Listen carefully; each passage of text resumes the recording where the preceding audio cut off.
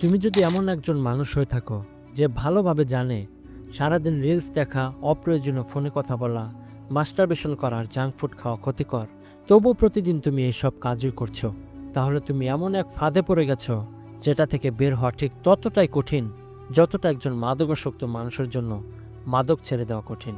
এর থেকেও ভয়ঙ্কর ব্যাপার হলো যখন তুমি পড়তে বসো বা নিজের কোনো গুরুত্বপূর্ণ কাজ শুরু করো, তখন তুমি এমন কিছু করতে শুরু করো যেটা তোমাকে সাময়িক আনন্দ দেয়, কিন্তু তুমি জানো এই আনন্দ ক্ষণস্থায়ী। কাজ শেষ না হওয়ার হতাশা তাই তোমার মনকে কুরে কুরে খায়। তুমি নিজেকেই নিজে দোষ দিতে শুরু করো আর ভাবতে শুরু করো, ইস, আমি কি এটা খারাপ কিছু করলাম?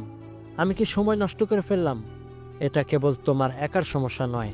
এই পৃথিবীতে আমি 3 ধরনের ডিস্ট্রাক্টেড মানুষ দেখেছি। প্রথম গ্রুপ, যারা সারাক্ষণ শুধু আনন্দের পেছনে ছোটে, খাওয়া, ঘুম, পর্ন, মাস্টারবেশন, রিলস, তাদের বাস্তব জীবন কেমন চলছে তা নিয়ে কোনো মাথা ব্যথাই তাদের নেই। দ্বিতীয় গ্রুপ, যারা কাজ করতে চায় কিন্তু যখনই শুরু করে তখন কোনো না কোনো জিনিস এসে মনোযোগ নষ্ট করে দেয়, আর এই সামান্য ডিস্ট্রাকশনেই তাদের পুরো সময়টা খেয়ে ফেলে। তৃতীয় গ্রুপ, যারা বড় বড় গোল সেট করে কিন্তু ঠিক মতো শেষ করতে পারে না, তারা ব্যর্থতাকে ভয় পায়। তুমি যদি এই 3 ক্যাটাগরির যে কোনো একটায় পড়ে থাকো না কেন, ভয়ের কিছুই নেই। তুমি যেহেতু এই ভিডিওটি দেখছো, তার মানে তুমি নিজেকে বদলাতে চাও। এখানে আজ এমন একটা সমাধান পাবে যা তোমার ডিস্ট্রাকশনকে অনেকটাই কমে দিতে পারবে। মনে রেখো, ডিস্ট্রাকশন পুরোপুরি মুছে ফেলা যায় না, কিন্তু তা অনেকটাই নিয়ন্ত্রণে আনা যায় যদি তুমি নিজের ভেতরের শক্তিকে ঠিকভাবে ব্যবহার করতে শেখো। ডিস্ট্রাকশন বাইরে থেকে আসে না, এটা আমাদের ভেতর থেকেই আসে। আমাদের মস্তিষ্ক প্রাকৃতিকভাবেই সুখকর জিনিস খোঁজে, যেমন খাওয়া, ঘুমানো, যৌনতা, এসবের প্রতি বেশি আকৃষ্ট থাকে। কিন্তু যখন তুমি নতুন কিছু করতে চাও, তখন তোমার মস্তিষ্ক একটা অভ্যন্তরীণ ট্রিগার তৈরি হয় যা তোমাকে অস্বস্তি অনুভব করায়। এই অস্বস্তি থেকে মুক্তি পেতে তুমি চলে যাও রিলস, গেমস বা অন্য কিছুর পেছনে। কিন্তু এখন থেকে এই অস্বস্তিকে ভয় পেও না। ভয় না পেয়ে তোমাকে এই ট্রিগারকে পার করার চর্চা করতে হবে। এই অভ্যন্তরীণ ট্রিগার সাময়িক 5 থেকে 10 মিনিটের মধ্যে কেটে যায়। এই সময়টুকু তোমার পূর্ণ মনোবল দিয়ে কাজের দিকে মনোযোগ দিতে হবে। আমরা সবচেয়ে বড় ভুল করি তখন যখন এই ভাবনাগুলোর সঙ্গে লড়াই করতে চাই। এই লড়াইয়ের মধ্যে আমরা ফাঁসিয়ে যাই ডিস্ট্রাকশনকে।